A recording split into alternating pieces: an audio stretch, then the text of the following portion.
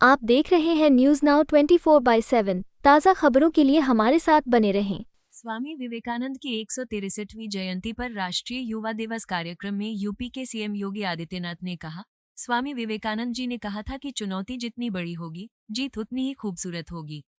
यह आज भी युवाओं के लिए प्रेरणा हो सकती है। अपनी आध्यात्मिक और सांस्कृतिक विरासत पर गर्व करें, लेकिन आधुनिक ज्ञान और विज्ञान से खुद को वंचित न रखें। युवा महोत्सव के अवसर पर आयोजित आज के इस कार्यक्रम में समारोह में उपस्थित प्रदेश सरकार में मंत्रिमंडल के मेरे सहयोगी, खेल और युवा कल्याण विभाग के मंत्री श्री गिरीश चंद्र यादव जी, लखनऊ की महापौर श्रीमती सुषमा खड़गवाल जी, माननीय विधायक श्री अमरीश कुमार जी, प्रमुख सचिव खेल और युवा कल्याण विभाग श्री मनीष चौहान जी,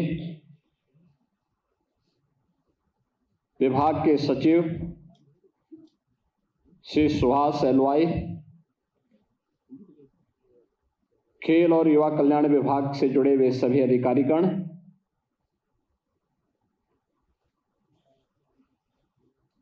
प्रदेश के अलग अलग जनपदों से उपस्थित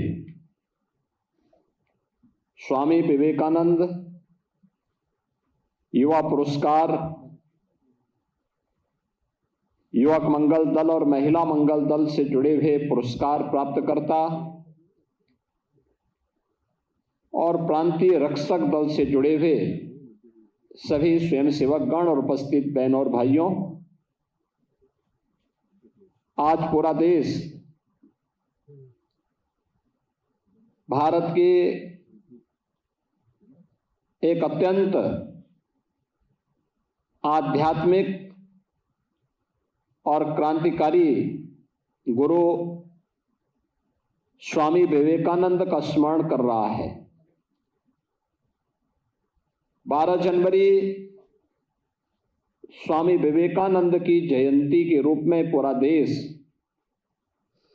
आयोजित करता है। इस अवसर पर आदरणीय प्रधानमंत्री जी की प्रेरणा से देश के अंदर युवाओं से संबंधित अनेक आयोजन हो रहे हैं। उन आयोजनों के साथ देश के प्रधानमंत्री जी का, विभिन्न राज्यों में वहां के मुख्यमंत्रियों का सहभागिता और सहयोग देश के युवाओं को प्राप्त हो रहा है। हम सब जानते हैं स्वामी विवेकानंद भारत माता के एक ऐसे सपूत थे जिन्होंने भारत की प्राचीन आध्यात्मिक संस्कृति को वैश्विक मंच तक पहुंचाने में एक बड़ी भूमिका का निर्वहन किया था। भारत और भारतीयता के प्रति हर भारतवासी के मन में गौरव की अनुभूति हो, वह कार्य स्वामी विवेकानंद ने पिछली सदी में किया था। 1893 के शिकागो समिट के माध्यम से उन्होंने दुनिया को बताया था कि भारत क्या है, भारत की आध्यात्मिक और सांस्कृतिक विरासत क्या है, और देश के युवाओं को उन्होंने भारत की विरासत के साथ साथ आधुनिक विकास के साथ बेहतर समन्वय बनाने के लिए भी एक नई प्रेरणा दी।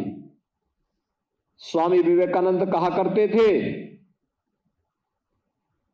कि चुनौती जितनी बड़ी हो, जीत उतनी ही शानदार होती है। और याद करना, ये युवाओं के लिए आज भी प्रेरणा हो सकती है। अक्सर हम चुनौती को देख करके भागते हैं, और पलायन का रास्ता अपनाते हैं। देश का एक युवा सन्यासी इस देश की जनता को, जब ये देश गुलाम था, तब आह्वान कर रहा है कि नहीं, चुनौती से भागे मत, उसका मुकाबला करिए। चुनौती जितनी बड़ी होगी, जीत उतनी ही शानदार हमारे लिए होगी। और यह स्वामी विवेकानंद देश के युवाओं के लिए बोलते थे। अपनी आध्यात्मिक और सांस्कृतिक विरासत पर गौरव की अनुभूति करना, लेकिन आधुनिक ज्ञान विज्ञान से अपने आप को वंचित नहीं करना है। उसके बीच में एक बेहतर समन्वय होना चाहिए। भारत की ऋषि परंपरा, भारत के ज्ञान विज्ञान की परंपरा को उन ऊंचाइयों तक पहुंचाया था जो विज्ञान से भी आगे, उससे भी ऊंची पायदान पर खड़े होकर के विश्व को नेतृत्व दे सकता है। और यही तो प्रेरणा स्वामी विवेकानंद की रही। स्वामी विवेकानंद की यह प्रेरणा देश की आजादी के आंदोलन में और आजादी के बाद भी प्रत्येक युवा के लिए, प्रत्येक भारतवासी के लिए एक नया आदर्श है, एक नई प्रेरणा है। और उसी आदर्श से प्रेरणा ग्रहण करते हुए राष्ट्रीय महोत्सव के अवसर पर आदरणीय प्रधानमंत्री जी की प्रेरणा से जो अनेक कार्यक्रम हुए, मुझे प्रसन्नता है कि उत्तर प्रदेश के 63 नौजवानों की टीम भी राष्ट्रीय महोत्सव में भागीदार बनने के लिए गई थी। और उसमें भी प्रसन्नता इस बात को लेकर के कि मैंने यहीं से मुख्यमंत्री आवास के पास से उन्हें रवाना किया था और 7 में से 3 स्वर्ण पदक अकेले उत्तर प्रदेश की टीम ने जीते हैं। उत्तर प्रदेश का हमारा युवा आज अपनी प्रतिभा का लोहा बना रहा है। ये वही युवा है जिसके सामने एक समय पहचान का संकट खड़ा हुआ था। युवा के बगैर किसी भी सभ्य समाज का और किसी भी राष्ट्र का कोई भविष्य नहीं हो सकता। जो प्रधानमंत्री मोदी जी कहते हैं कि आने वाला समय हमारा होगा 2047 में ऐसा भारत बनाने के लिए, उस भारत के निर्माण के लिए हमारा क्या योगदान हो सकता है, यह युवा तय करेगा। और सौभाग्य से भारत दुनिया का सबसे युवा देश है, जिसकी 56% आबादी ऐसी है जो वर्किंग फोर्स है, कामकाजी वर्ग है। और उत्तर प्रदेश इस मामले में सौभाग्यशाली है कि भारत का सबसे अधिक युवा भारत के उत्तर प्रदेश के अंदर निवास करता है। और उत्तर प्रदेश में रह करके 56 से 60% हमारा युवा, यानी कुल आबादी का 56 से 60% युवा आबादी है। और ये आबादी भी कामकाजी तबका है।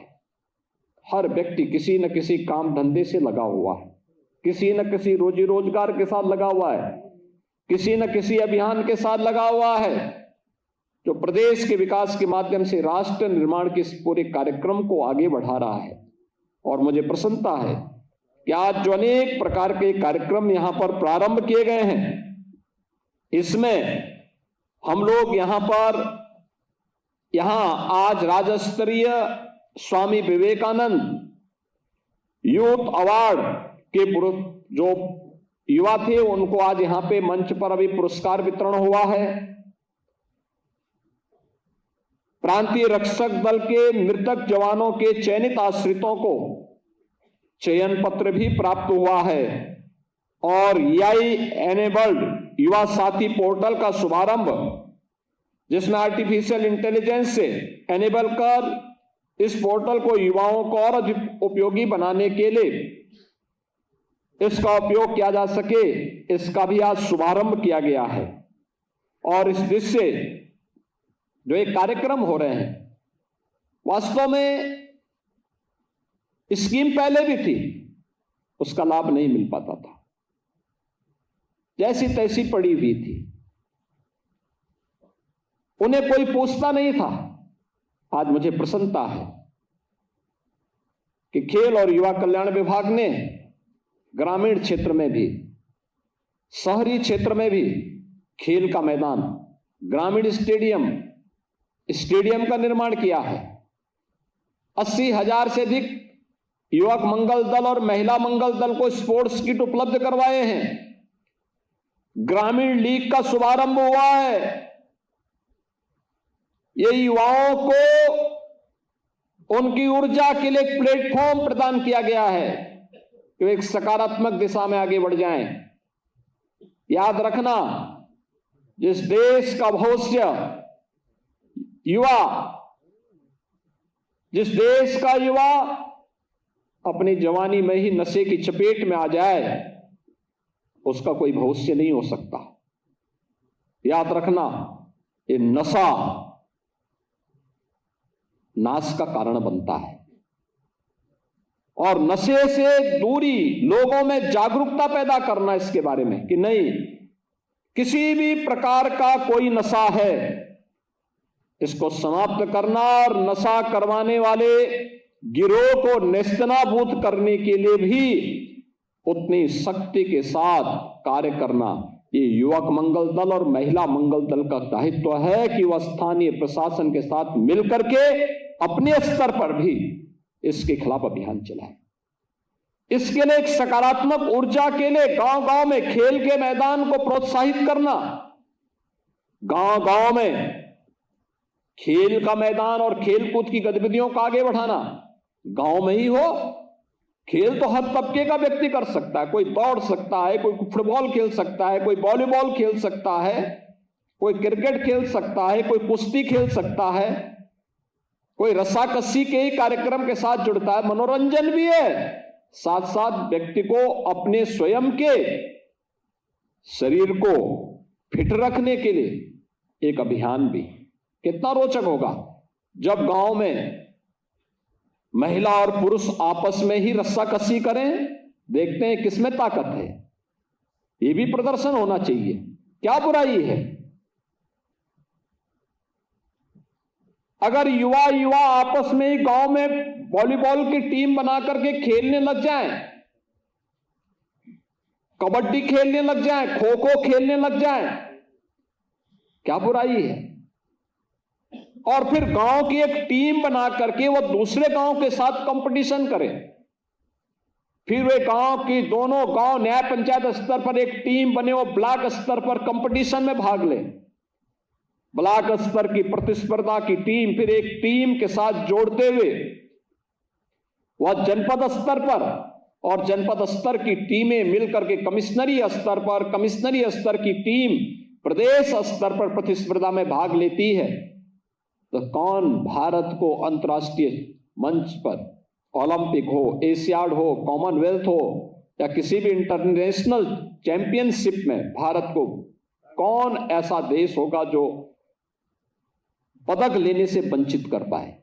भारत अवश्य पदक लेगा, लेकिन इसकी शुरुआत गांव से होनी चाहिए। और युवक मंगल दल और महिला मंगल दल इसमें बड़ी भूमिका का निर्वहन कर सकता है। गांव में स्वच्छता के कार्यक्रम को चलाना, ट्यूबरक्लोसिस के खिलाफ एक अभियान चल रहा है। प्रधानमंत्री जी ने कहा 2025 तक टीबी को पूरी तरह समाप्त करना। इसके लिए ऐसे मरीजों को चिन्हित करना, उनको दवा उपलब्ध कराना, फ्री में उपचार है, ऐसे परिवारों के लिए भरण पोषण के लिए पैसे की व्यवस्था है, उनको जोड़ने का काम करना। कितना बड़ा काम हो सकता है। इसमें आप भी सहयोग कर सकते हैं। युवक मंगल दल और महिला मंगल दल को सहयोग करना चाहिए, खेलकूद की गतिविधियों को बढ़ावा देना चाहिए, नशे के खिलाफ अभियान चलाना चाहिए, स्वच्छता के कार्यक्रम को प्राथमिकता के आधार पर आगे बढ़ाना चाहिए, जल संरक्षण के कार्यक्रम में भाग लेना चाहिए, लोगों को प्रेरणा देनी चाहिए। कितना बड़ा काम आप कर सकते हैं। यह कार्य हमें पूरी ईमानदारी और प्राथमिकता के साथ आप करेंगे, कोई संदेह नहीं कि हमारा देश फिर से प्रधानमंत्री मोदी जी के संकल्पों के अनुरूप, उनके विजन के अनुरूप 2047 के पहले दुनिया की सबसे बड़ी ताकत बनकर के उभरेगा, सबसे बड़ी ताकत बनकर के उभरेगा। और उस दिशा में हम सबका एक सामूहिक प्रयास होना चाहिए। और मुझे प्रसन्नता है इस दिशा में आज ग्रामीण और शहरी क्षेत्र में स्टेडियम का निर्माण का कार्य तेजी के साथ आगे बढ़ा है। बहुत अच्छे कार्य हो रहे हैं। मैंने कुछ स्टेडियम के उद्घाटन के लिए मैं स्वयं भी गया था। कुछ खेलकूद की गतिविधियां भी हों। स्टेडियम इसलिए नहीं कि केवल वहां एक औपचारिकता के लिए उपकप हो जाए, वहां कुछ खेलकूद की गतिविधियां हो, मैदान हो, अन्य कार्यक्रम हो, उसको हमें आगे बढ़ाना। ऐसे ही प्रदेश के अंदर राज्य स्तरीय स्वामी विवेकानंद यूथ अवार्ड, इससे संबंधित जो विभिन्न प्रकार के कार्यक्रम हुए हैं, जिसमें युवक मंगल दल उदयपुर वाराणसी, युवक मंगल दल हाटा खास जनपद सिद्धार्थनगर, युवक मंगल दल इब्राहिमपुर कुसमा अंबेडकर नगर, और महिला मंगल दल में महिला मंगल दल सुरहती जालौन, महिला मंगल दल स्वार रामपुर, महिला मंगल दल कनकहा लखनऊ, इन्हें पुरस्कार दिया गया है, यहां सम्मानित किया गया है। मैं इन सबको हृदय से बधाई देता हूं और इनकी रचनात्मक गतिविधियों के लिए इनको हृदय से अभिनंदन भी करता हूं। व्यक्तिगत श्रेणी में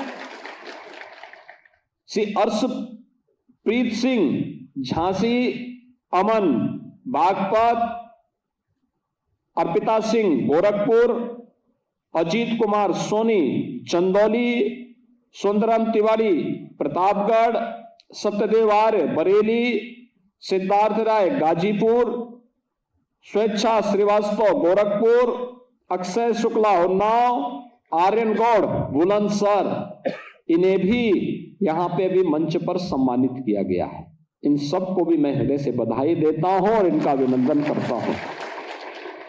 इसके अलावा अन्य जो चयन पत्र भी दिए गए हैं, आपने देखा होगा, पीआरडी के जवान जो प्रांतीय रक्षक दल हैं, ये प्रांतीय रक्षक दल के गठन की कार्रवाई, इसका अपना एक इतिहास है। यानी यह 1948 में इसका गठन होता है। इसका काम था शांति एवं सुरक्षा व्यवस्था, विकास और जन जागरूकता आदि कार्यों में योगदान देना, सहयोग करना। और 35,000 जवान पीआरडी के वर्तमान में अलग अलग क्षेत्रों में कार्य कर रहे हैं, जिसमें विभागीय कार्यों के साथ 19,500 जुड़े हुए हैं। 6,900 यह विभिन्न उपक्रमों की व्यवस्था के साथ जुड़े हुए हैं, चाहे वह अन्य विभिन्न विभागों में ड्यूटी में हैं, और 300 से ऊपर ये भारत सरकार के उपक्रम के साथ जुड़े हुए हैं।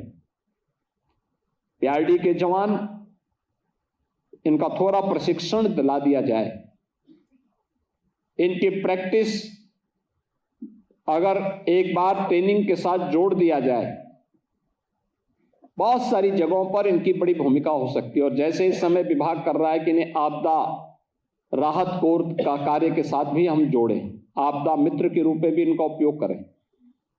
ऐसे ही अन्य कार्यक्रमों के साथ विभिन्न बचाव के उपायों के बारे में, कहीं अर्थक्वेक यानी भूकंप आ गया क्या करना है, कहीं आग लग गई क्या करना चाहिए, बाढ़ के समय क्या करना चाहिए, कहीं सड़क दुर्घटना हो गई क्या हमें करना चाहिए, इस थोड़ा बहुत जानकारी अगर इन सब के बारे में हो सके तो उसमें भी एक बड़ी भूमिका का निर्वहन हो सकता है। ट्रैफिक के नियमों का पालन करने के लिए इनका उपयोग किया जा सकता है।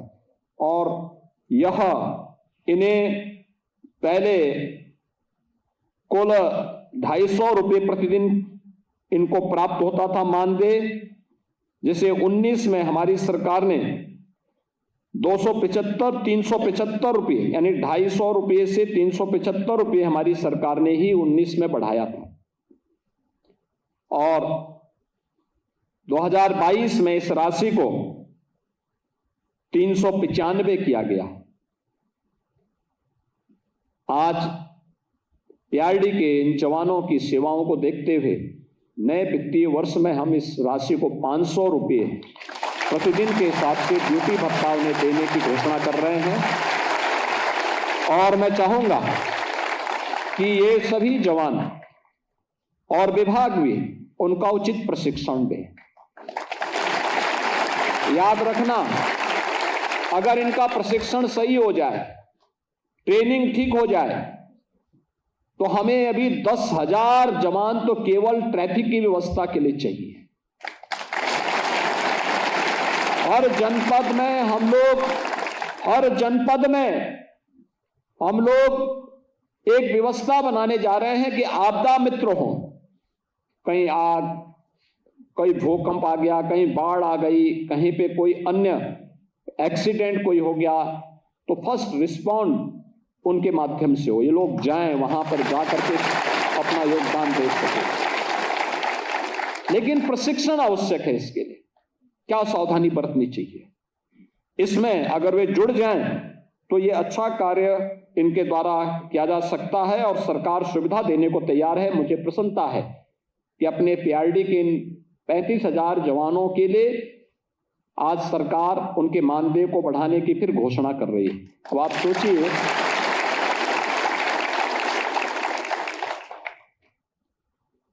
कि 2019 में जो केवल 200 रुपये तक जो जवान पाता था, आज उसको 500 रुपये पर डे हम उसकी घोषणा भी कर रहे हैं।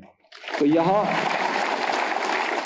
एक विश्वास उनके मन में पैदा करने के लिए, आगे बढ़ने के लिए नई प्रेरणा उनके लिए सरकार के द्वारा प्रारंभ की जा रही है। और मुझे पूरा विश्वास है कि वे लोग इस पर काम करेंगे और उस देश से पीआरडी के जवानों के परिवार के लोग, कोई जवान ड्यूटी के दौरान कार्य करते हुए मृतक हो गया है तो उस जवान के परिवार को भी, उस नौजवान को योग्यता के आधार पर आश्रित के रूप में यहाँ पर सेवा देने का एक व्यवस्था।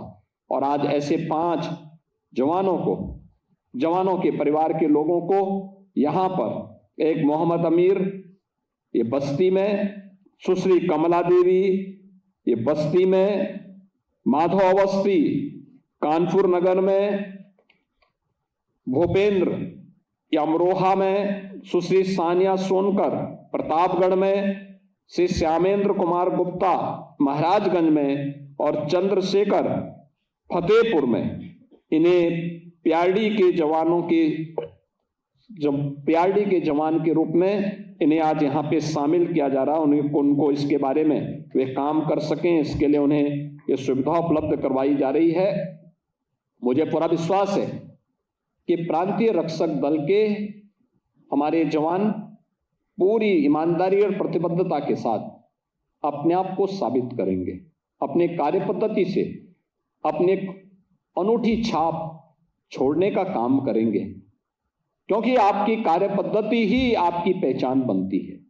और अपनी पहचान को अपने कार्य पद्धति के माध्यम से आप मजबूती के साथ रखने में सफल होंगे तो सरकार समय समय पर इसी प्रकार से आपके प्रोत्साहन भत्ता राशि को बढ़ाने का काम भी करेगी, जिससे आपके प्रति समाज की सहानुभूति होगी। तो कोई भी सरकार आपके भविष्य के साथ फिर खिलवाड़ नहीं कर सकती, किसी का शोषण नहीं कर सकती। हमें इसके प्रति हमेशा जागरूक रहना होगा, आम जन के विश्वास को अर्जित करने के लिए अपने आप को तत्पर रखना होगा।